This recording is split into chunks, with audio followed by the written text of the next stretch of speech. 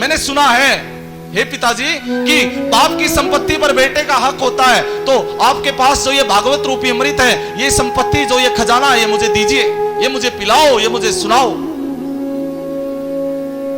व्यास जी ने अपने ही पुत्र को शिष्य रूप में ग्रहण किया सज्जनों, और श्रीमद् भागवत कथा का पाठ कराया, जाप कराया, नारायण का जाप कराया, और भगवान सुखदेव ने अपने पिता से श्रीमद् भागवत कथा सुनी और जन जन तक इसका प्रचार प्रसार किया। भगवान व्यास जी को अपना गुरु बनाया और स्वयं उनके शिष्य बने। इसलिए आपको समझना चाहिए, जब कोई आपको ज्ञानी गुरु मिल जाए, कोई महात्मा श्रेष्ठ विद्वान गुरु मिल जाए, तो शिष्य को अपने आप को बदलना चाहिए।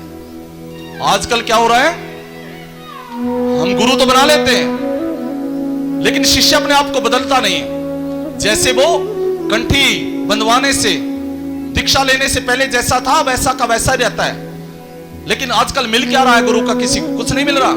शिष्य अपने आप को बदलना चाहता ही नहीं। ध्यान रखना, जो कन्या कुंवारी रहती है और शादी करने के बाद वो ससुराल में चली जाती है, तो उसको बदलना पड़ता है। उसका उठना, उसका बैठना, उसका चलना, उसका संस्कार, उसकी देवता, उसकी मान्यता, उसकी परंपरा सब बदलना पड़ता है। अगर वो मायके जैसा ही करती है तो वो ससुराल में आदर नहीं पा सकती, ससुराल में वो सम्मान नहीं पा सकती, ससुराल में वो सास से चाबी नहीं ले सकती। क्यों?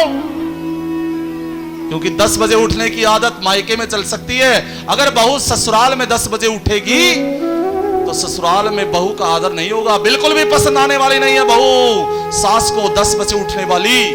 इसलिए जब शिष्य गुरु का आश्रय ले, गुरु से दीक्षा ले, तो उसका व्यवहार, संस्कार, उसका स्वरूप भी बदलना चाहिए, उसका आचरण भी बदलना चाहिए। आप बहू तो बन गई, लेकिन आपने बदला कुछ नहीं। सब पियर का लेके घूम रही हैं, दोस्त पियर का, मित्र पियर का। नहीं नहीं नहीं, अब सब छोड़ो। क्यों? अब सब कुछ तेरा पति है। आजकल समाज में इतनी बड़ी भ्रांतियां हैं, पल पल की खबर देती है बहुएं अपने मायके में, ससुराल की लाइव टेलीकास्ट चलता है महाराज। और जो बहू पल पल की ससुराल की खबर मायके में देती है, वो बहू पक्की टेंशन में आने वाली है, वो दुख में पड़ने वाली है, वो चिंता रोग शोक में पड़ने वाली है। आगे जाकर पूरा ससुराल उसका विरोधी हो जाएगा और एक ही बात कहेंगे, चाहे तो ससुराल में रहो या मायके में रहो। इसलिए जिन माता बहनों को अपना मायका इतना प्रिय है, तो उन्हें विवाह नहीं करना चाहिए, उन्हें ब्रह्मचारी रहना चाहिए। अगर ब्रह्मचारी रहने की सामर्थ्य नहीं है तो धर्म का पालन करो। वो धर्म की मां तुम्हारी सास है, उसका पालन करो। वो धर्म का पिता तुम्हारा ससुर है, उसका पालन करो। वो धर्म का भाई तुम्हारा देवर है, उसका पालन करो। वो धर्म की बहन तुम्हारी ननद है, उसका पालन करो। और धर्म के रिश्ते तब सुख देते हैं जब धर्म का पालन होता है।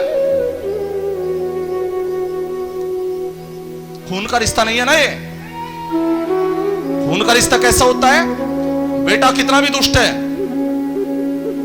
फिर माँ बाप कुछ नहीं कर सकता उसको मानना ही पड़ेगा, बेटा है मेरा बेटा है। पर बहू अपना मन का नहीं कर सकती, खाली एक कागज लगता है और वकील लगता है, बस उसके बाद खेल खत्म।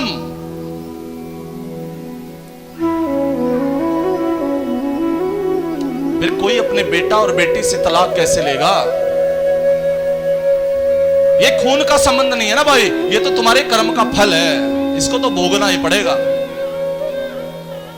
इसलिए शास्त्र कहते हैं ये जो संसार है ये हमारी ससुराल है, ससुराल।